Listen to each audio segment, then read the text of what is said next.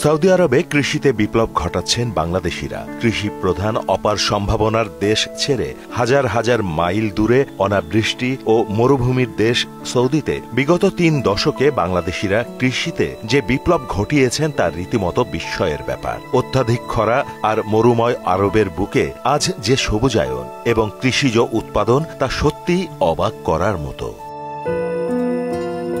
রাজধানী রিয়াদ থেকে প্রায় ৭৫ কিলোমিটার দূরে আল খারিজ শহরে কৃষিতে বিপ্লব ঘটিয়ে বাংলাদেশিরা চাষ করছেন লাউ, বেগুন, ভেন্ডি সহ বিভিন্ন শাকসবজি।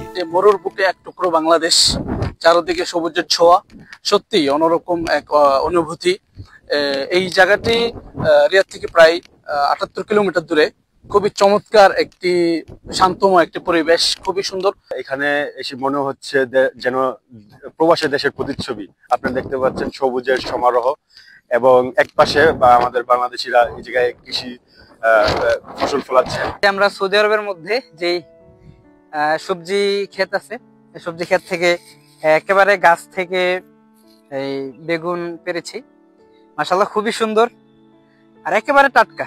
এসব সবজি রাজধানী রিয়াদের আজিজিয়া সহ সৌদি আরবের বিভিন্ন স্থানে বাজারজাত করা হয়। সত্যি অসাধারণ লাগছে, আসলে এত সুন্দর নয়নাভিরাম দৃশ্য। সৌদি আরবের মতো এমন একটি শুষ্ক দেশে যা একেবারেই অকল্পনীয়। মনে হচ্ছে বাংলাদেশের কোন একটা অঞ্চলে আসছি।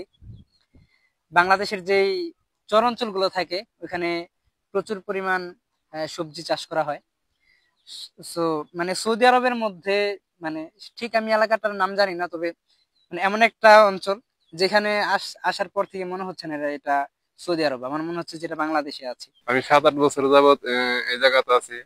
এখানে চাষ হয়, বেগুন আছে, এরপরে লাউ আছে, ভেন্ডি, কুচা, ভুট্টা, এইসব আরো বিভিন্ন বিভিন্ন ফসল আছে, আমেরিকান গেরা আছে, এইসবই হয় আর কি। সৌদি আরবে বছরে গড়ে মাত্র ৪ ইঞ্চি বৃষ্টিপাত হয় এবং পানি সরবরাহে তেমন কোনো উৎস না থাকার পরে মরুভূমির একটা বড় অংশ কৃষির আওতায় নিয়ে এসে বাংলাদেশিরা যে পরিমাণ ফসল উৎপাদন করছে তা সত্যিই অনেক বড় অর্জন।